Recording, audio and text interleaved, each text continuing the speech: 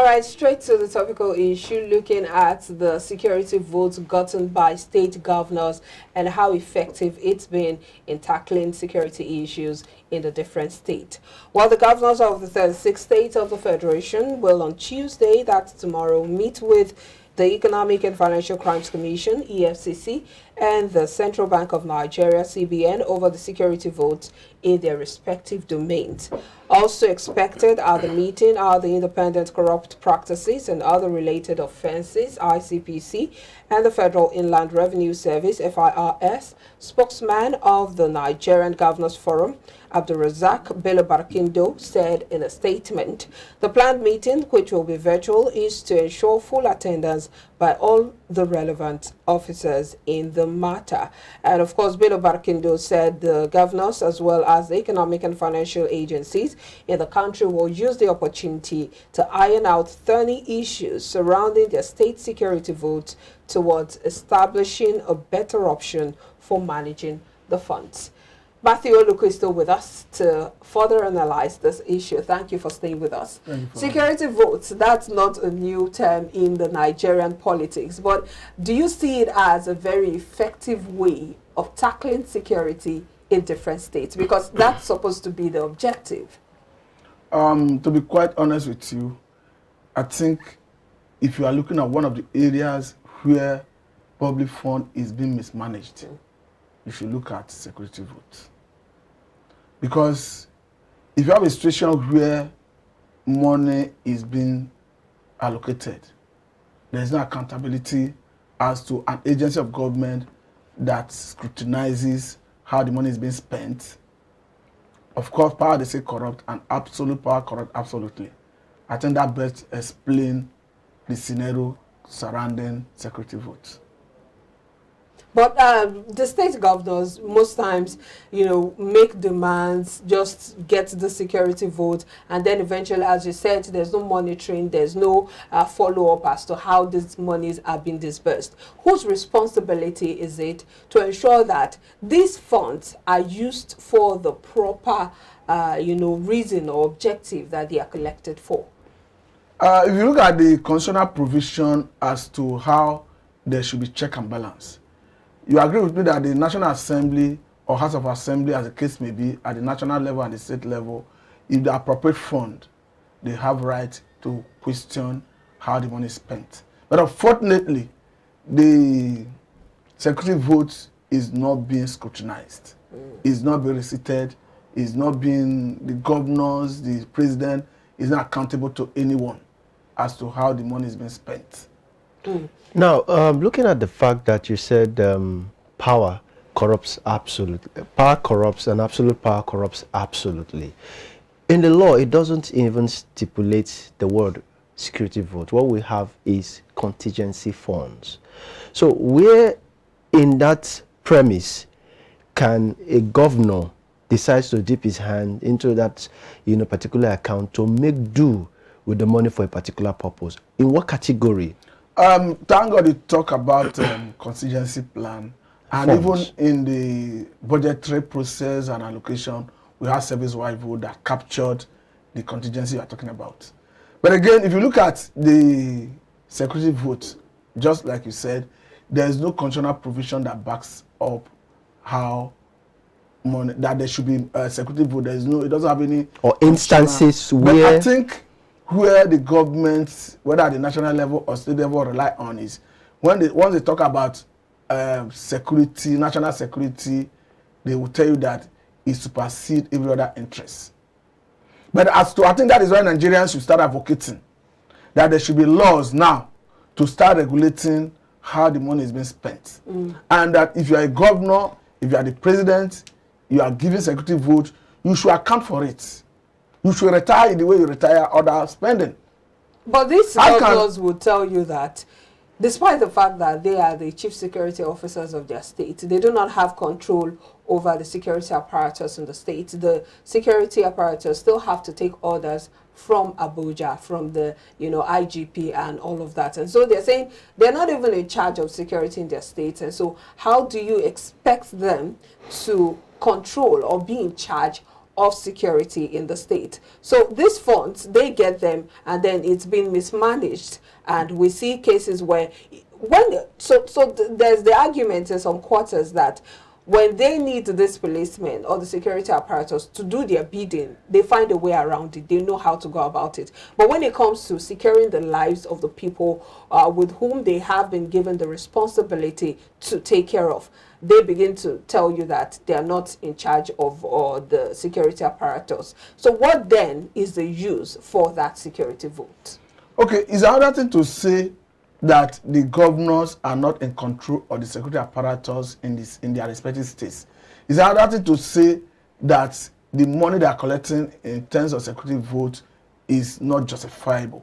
Because I quite agree with the argument that says that the governors do not control the security architecture at the state level. Because if you look at the position of the governor, he goes by the name of the governor and the chief security officer of the state. We have seen in the past where a General Jang will tell you that even as a state governor that you do not command a fly. We have even seen recently where a Wike of Rivers State will tell you that he is not the chief security officer of the state, rather that he is the chief logistic officer of the state. But we've seen him use even the security apparatus to carry out his own personal ambitions in the states. But the issue is where they have perhaps disagreement with the federal government. I think it is in that regard the state governors are always having problem. Because whether we like it or not, the commissioner of police in a state is answerable to the IG. Mm-hmm. The IG reports to the National Security Advisor. The National Security Advisor oversees all the service chiefs. He equally reports to the Mr. President. Mm-hmm. That is why Mr. President is seen as the President and the Commander of the Armed Forces. So if you are looking at whether the governors, for me, I feel they should parade some security power. But currently, they do not parade any. But having said that, if you look at the money they are collecting, you begin to ask, who determined the amount of money being given as security vote to a particular state? Mm-hmm. That is a big question. Mm.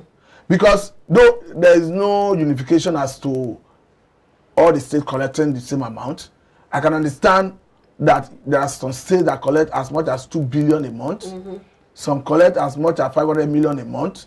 Some collect as much as 6 billion a year. So it varies from state to state. But what I am not satisfied with is, if you collect any amount of money, this is public fund, you should account for it. There should be a way of retiring it. There should be a way of telling the people, I spent SY amount on this. I spent SY amount on this. I use SY amount to pay for perhaps ransom to free government officials that were kidnapped. I'm making an instance. So if it is something that cannot be resisted, there should be an evidence that we use this money to pay ransom, we use this money to do this, and other such amount, and you have no means of accounting for it. For me, it is going to amount to corruption. But that statement you just made, isn't that creating a big lacuna? The fact that no one even knows what determines how much a state gets for security vote. What are the factors that are put into consideration? For instance, when you want to get a state allocation from FAC, we know that it's according to maybe the population and all of that that are put into consideration before you get your allocation. But the fact that there are no clear-cut parameters to show what determines how much a state gets for security votes, isn't that creating a big lacuna? No, the issue is, what I was trying to say is, I don't know how they arrive at the amount they are collecting. So what determines? What I can understand is, from, I think I read this day, have a publication on that. Like Delta, I think Delta gets, I think 24 billion annually. Mm. I think Kano is in the neighborhood of 500 million a month. And it varies from state to state. But the issue is, so Kano, which is in the north, which is more exposed to sorry, I was trying to talk about Kaduna, not Kano. Yes, even Kaduna is in the north. It has more security threat than a state like Delta, and it's getting lesser than Delta. I don't know the rationale. That's why exactly. So what are the parameters put in place? Could it be because some states, are in the Niger Delta, they produce oil? Or could it be that some states are more commercially, viable in terms of the revenue generate aside from crude oil? Could it be either of those parameters? The issue is this. Personally, I do not know the rationale behind how they arrive at whatever amount, but what I know is that it would have been captured in the budget. But the argument is, even if you are collecting, let's say, 100 million or even 10 billion, there should be a way of accountability. There should be a way of retiring it. There should be a way of receipting it.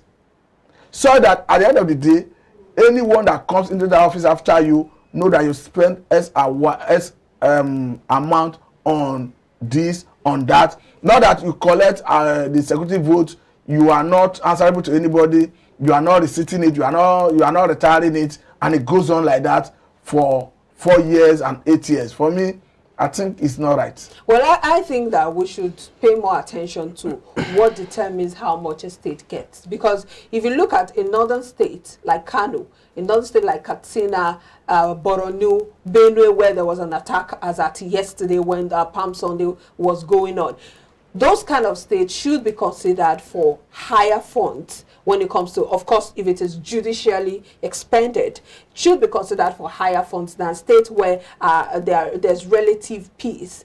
For instance, a state like maybe somewhere maybe in the southwest.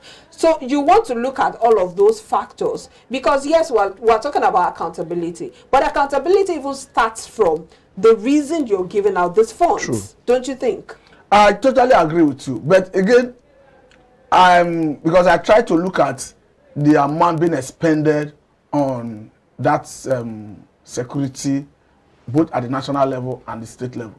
I think annually, the federal government spend, according to Transparency International, federal government spend about estimate of 421.2 billion, which is even higher than security vote in our national budget, higher than the vote given to police that has a mandate to protect lives and property. If you look at the state level, if you aggregate it, I think they spend about 375 million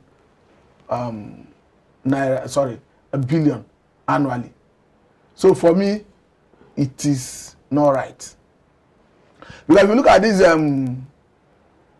Nigerian financial intelligence unit, they talk about in last year between January and March, they were able to discover about 150 trillion suspicious transactions.